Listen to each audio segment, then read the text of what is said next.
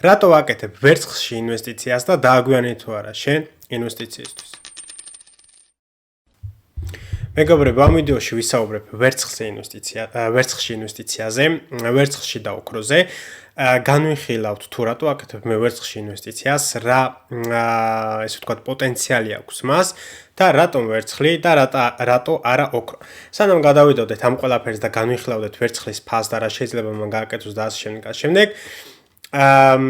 გეტყვით იმას, რომ რატომ ვერცხლი და რატომ არა ოქრო. მე როგორც პატარა ინვესტორს და ჩვეულებრივ ადამიანს და ასე ვთქვათ რიტეილ ინვესტორს არაფერში არ მაწყობს მე ოქროს ყიდვა. რატომ?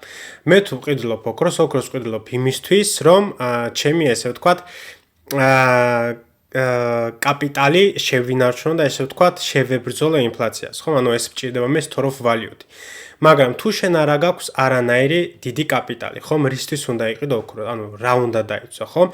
არაფერი არ გაქვს დასაცავად 10,000, 50,000 და 100,000 თუ გიდევს ესე ვთქვათ ქეშად, რა თქმა უნდა, სხვა რაღაცებში გააკეთებ ინვესტიციას და არა ოქროში, მაგრამ თუ გაქვს 10 მილიონი, 15 მილიონი, 100 მილიონი, მაგ შემთხვევაში შეგიძლია იფიქრო, რომ შენი კაპიტალის რაღაცა ნაწილს გაუკეთო ოქროში ალოკაცია, იმიტომ რომ ის შენ, ასე ვთქვათ, ის შეეწინააღმდეგება ინფლაციას და შეიძლება პატარა მოგებაც დაგიფიქსიროს. ოქროს ყიდულობენ სახელმწიფოები, ბანკები, დიდი ინვესტორები, დიდი hedge ფონდები და ასე შემდეგ. ასევე საპენსიო ფონდებიც აკეთებენ ოქროში ვერცხლს.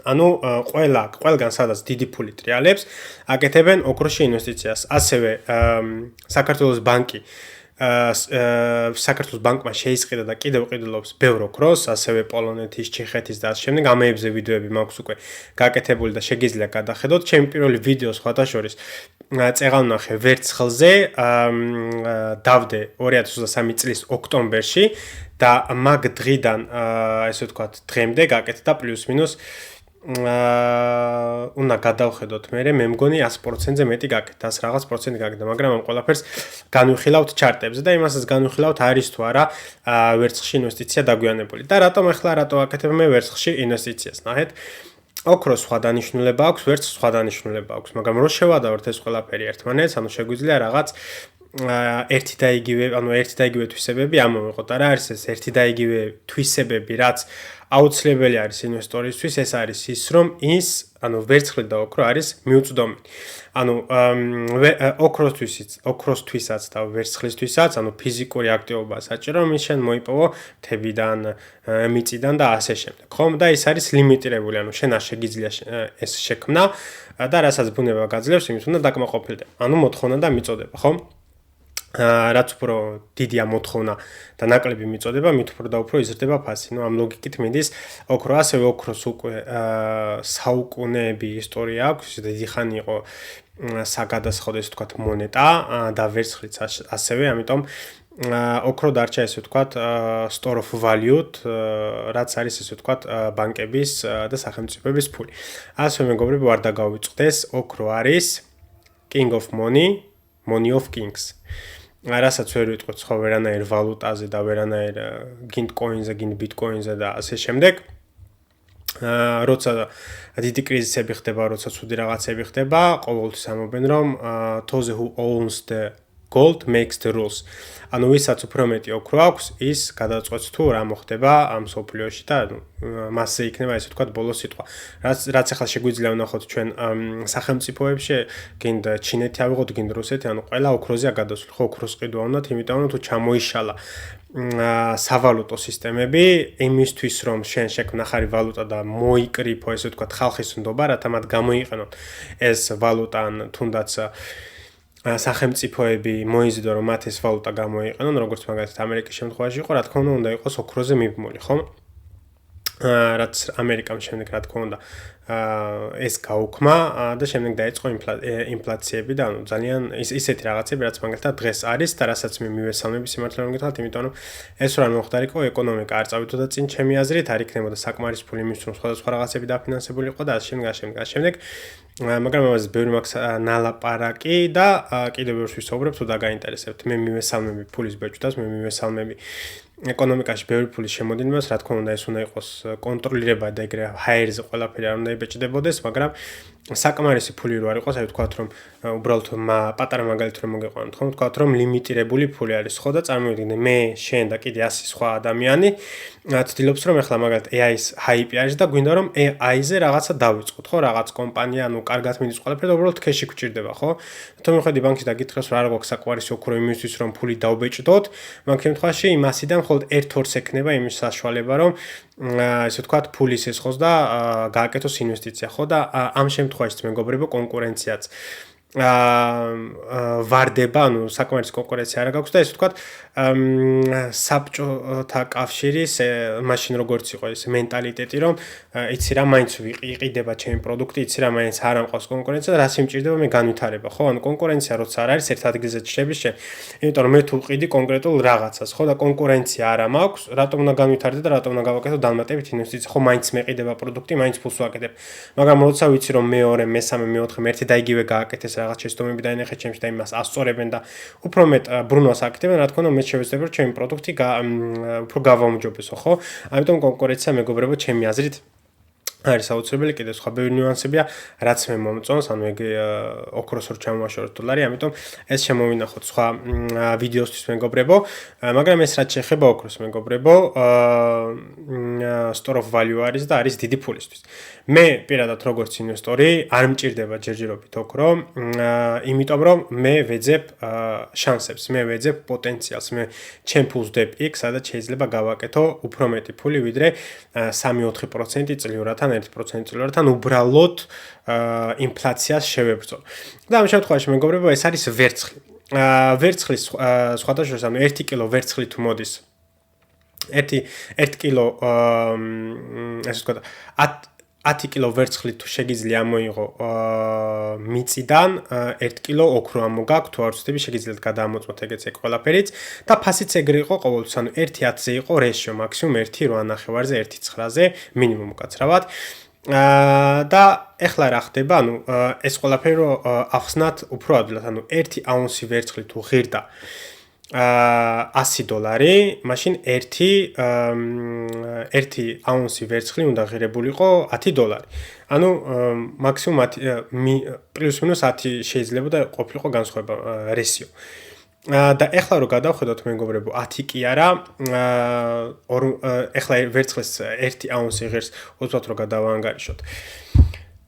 ვერცხლის 1 აუნსი ღირს 40 $, და ოქროსი თუ არ ვცდები 3590 დავუმრგვალოთ ეგეც გავყოთ ვერცხლზე 41 არის ეხლა რაციო არის მეგობრებო 1.87-ზე ანუ იმის მაგალითად რომ 1.8-ზე იყოს 8.9-ზე ან თუნდაც 10-ზე არის 1.87-ზე და ეს რაციო იგივეს რო დაუბრუნდეს მაგ შემთხვევაში ან ოქრო უნდა გაუფასურდეს 10 ჯერ რაც ძალიან მეეჭვება რა თქმა უნდა იმიტომ რომ მაგ შემთხვევაში ბანკები და სახელმწიფოები არ გააკეთებდნენ მაშინ ინვესტიციას და უფრო ლოგიკურად მიმაჩნია რომ ვერცხლმა გააკეთოს ჩვეულებრივად 10x-ი რაც ჩვეულებრივად არის შესაძლებელი არა იმიტომ რომ აქამდე იყო ეგრე და უნდა დაუბრუნდეს იგივე ნიშნულს არა მეგობრებო არამედ იმიტომ რომ ჩვენ ვცხოვრობთ სხვა ეპოქაში ჩვენ ვცხოვრობთ სხვა სამყაროში დღეს ჩვენთვის ელექტროობა არის ყველაფერი და ვერცხლი არის არათუ ერთ-ერთი არამედ ერთადერთი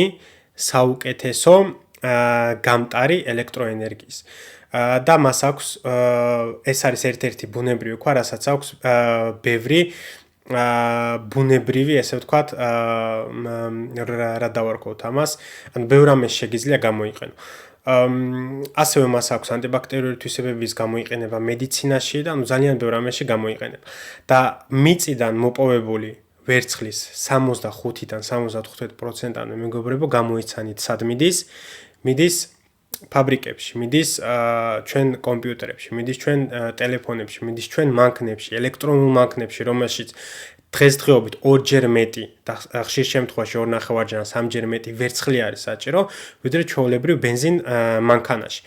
და საინტერესო აქ არის ის, რომ ამ ვერცხლის უკან მოპოვება არ შეგიძლია 100%-ით და რასაც მოიპოვებ, ის ჯდება ძალიან ძვირი.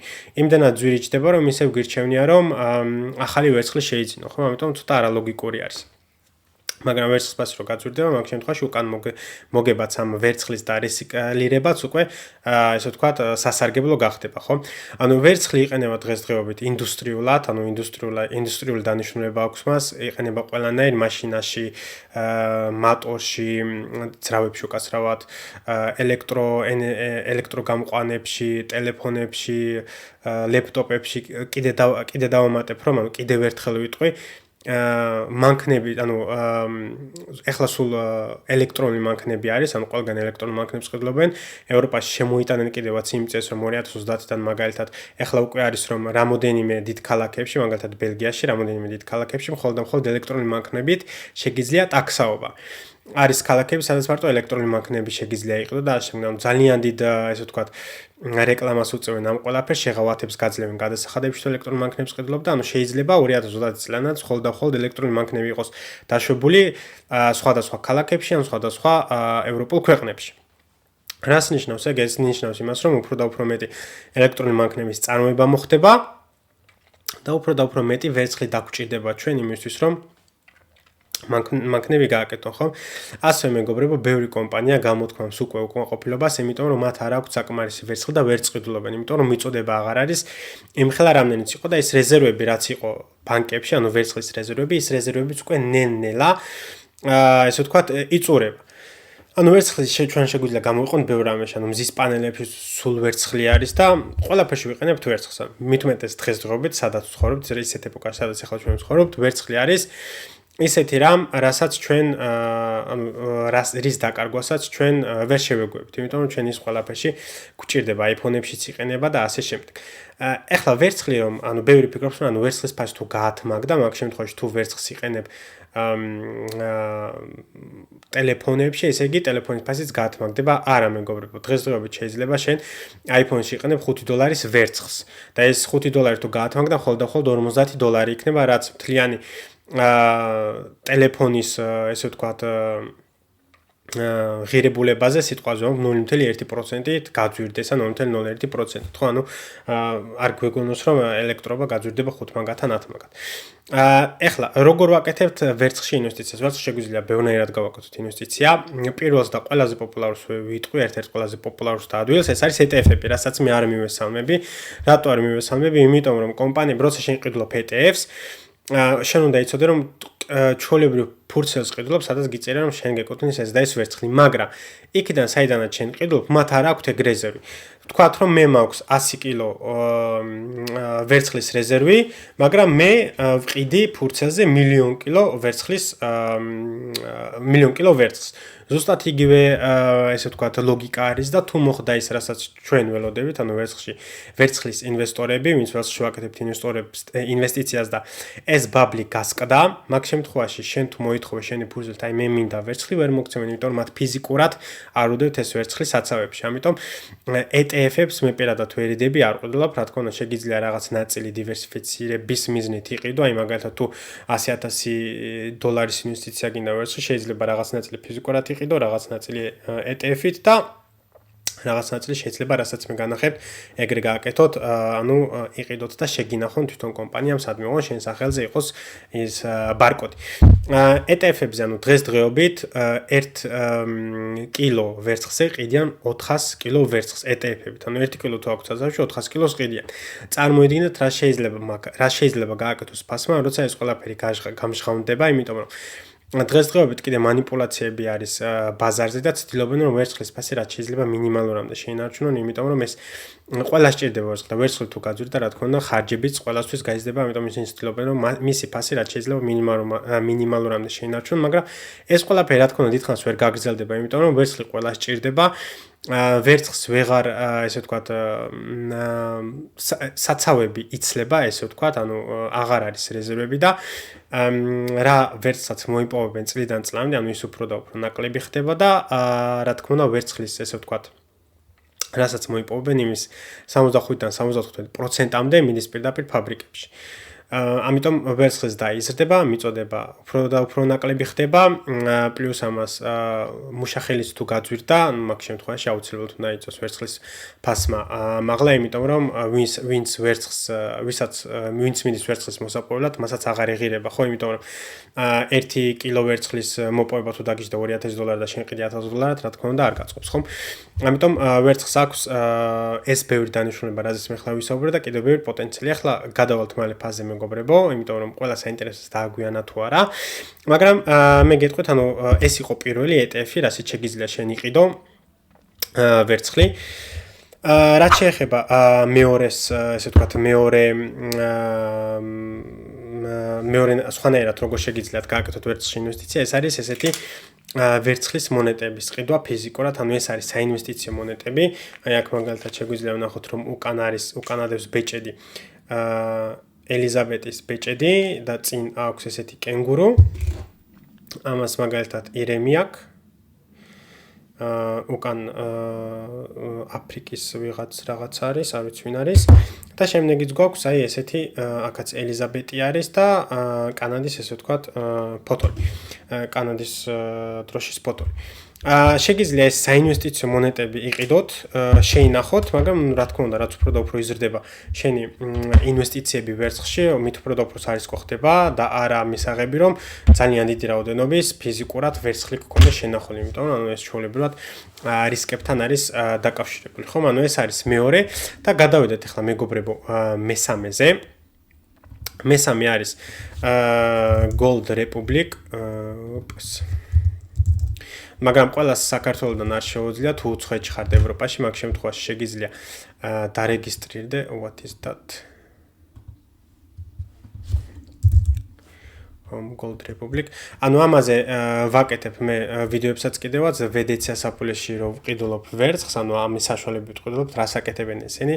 ანუ შენ რომ ყიდულობ ვერცხლს, ისინი ესე ვთქვათ შენ სახელზე თუ გინდა ვერცხლის და ოქროს ყიდვა, ესე ვთქვათ, მაგრამ არა გაქვს ფული რომ მთლიანი ლოდი იყიდო, ისინი რა თქმა უნდა დიდ ლოდებს ასხავენ მაგალითად 12 კილოვან ლოდებს და მაგ 12 კილო ლოდის მეწილე ხდები შენ, ანუ შენს გარდა ბევრმა რო იყიდოს, ესე ვთქვათ იმ ლოდებს ასხავენ, ბარკოდი აქვს და შენიც რომ იმ ლოდის რაღაცა პროცენტს შენ ფლობ. გაყიდვის შემთხვევაში შეგიძლია ეგრევე გაყიდო და ისინი შენ როცა ყიდულობ, ანუ ნამდვილად ისხმევა ეს ბარი, შეგიძლია შემოწმო კიდევაც, წახვიდე კიდევაც, ანუ არანაირი პრობლემა არ არის და ამ ყველაფერს გინახავენ, შეგიძლია ერთჩიო. თუ გინდა ჰოლანდიაში შეგინახავენ, თუ გინდა გერმანიაში შეგინახავენ, ან თუ გინდა შვეიცარიაში შეგინახავენ. მე პირადად შვეიცარიაში ვინახავ, იმიტომ რომ შვეიცარია არის ხელშეუხებელი ქვეყანა, ესე ვთქვათ და გადასახადებიც არ მაქვს, ანუ DGG-ს არ ვხვდი, როცა მე შვეიცარიაში ვინახავ. ანუ ეს არის ის მესამე, სადაც შეგიძლიათ გააკეთოთ ვერცხლში ინვესტიცია. ახლა კიდე შევხედოთ მეგობრებო ვერცხლის ფასს. პირველად რომ მე ვიდეო გავაკეთე ვერცხლზე და YouTube-ზე დავდე, ეს იყო პლუს-მინუს ოქტომბერი.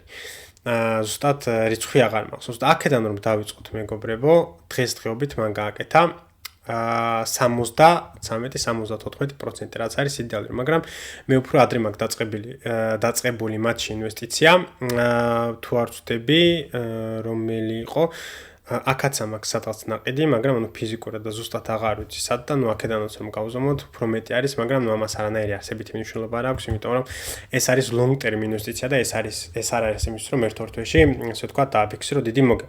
მაგრამ ავიღოთ აქედან მეგობრებო 72%-იანი მოგება რამდენ ხანში? 665 დღეში, ავიღოთ 2 წელში. 2 წელში 70%-იანი მოგება, 75%-იანი მოგება არის იდეალური. თან არ დაგვაუწყეს ის მეგობრებო, რომ 13 წლის მერე მან გატესტა ის ლეველები, სადაც აქამდე არასდროს არ ყოფილა, ანუ 13 წლის შემდეგ.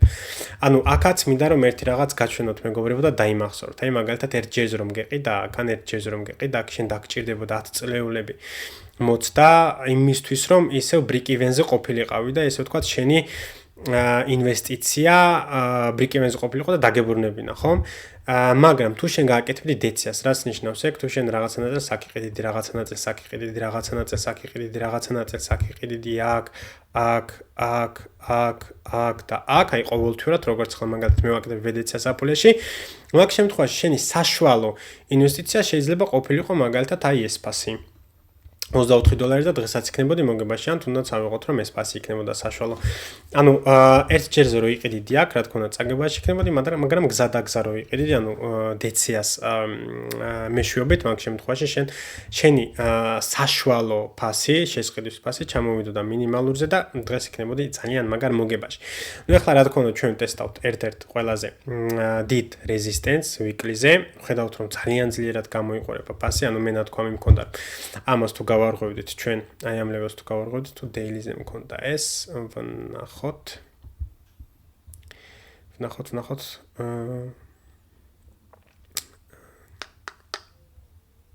ანუ პირველი მქონდა აი აქ მქონდა ეს ერთი პირველი ლეველი.